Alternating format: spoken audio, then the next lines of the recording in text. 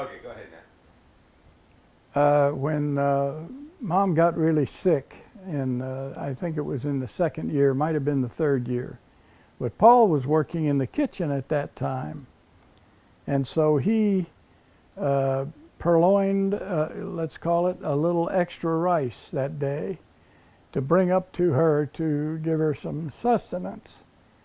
And boy, she was against that 100%. No doing anything like that. And you can't do that, and so on and so forth, and was really adamant about it.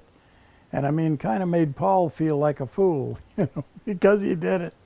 But anyway, it was that was her attitude about that, and didn't want anything to be underhanded or anything like that with any of us.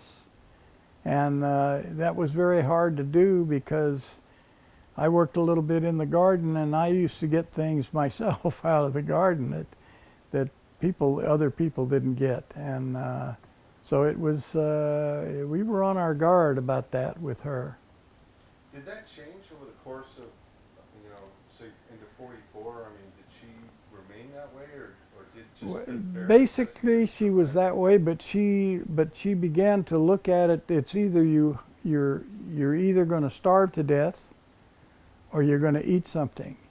It's like when I caught the cat, the Japanese cat, and took it over to Dan Stickles' little shack out in the Shantytown area.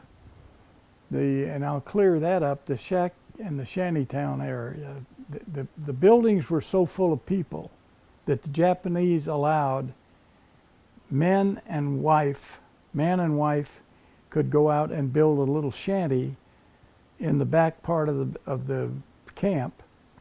And so actual little villages grew up there.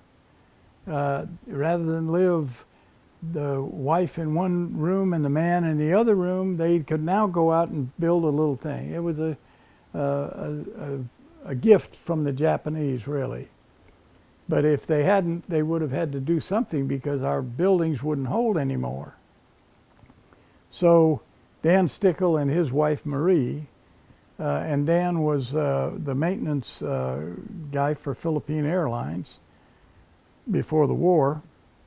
So he had a shanty out there, and I brought the cat back there to him, and he said, "Get your family and come over here tonight, and we'll have this cat cooked for you, and we'll all have dinner." So that was something that was in the last year of the camp. And when we went out there that night or that evening, because we had a curfew, you had to be back in the buildings by 9 o'clock. So we went out, and Dan and Marie had cooked this cat, and they had some sweet potatoes and stuff like that with it in a kind of a stew.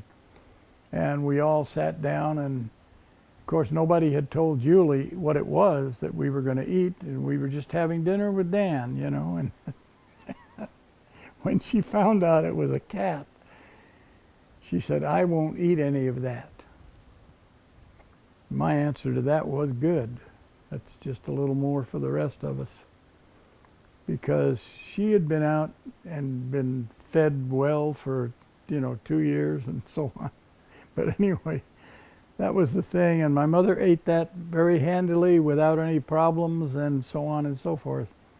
She realized that if we are going to stay alive, we have to do certain things that we're not supposed to do in real life, normal life. And she didn't like it.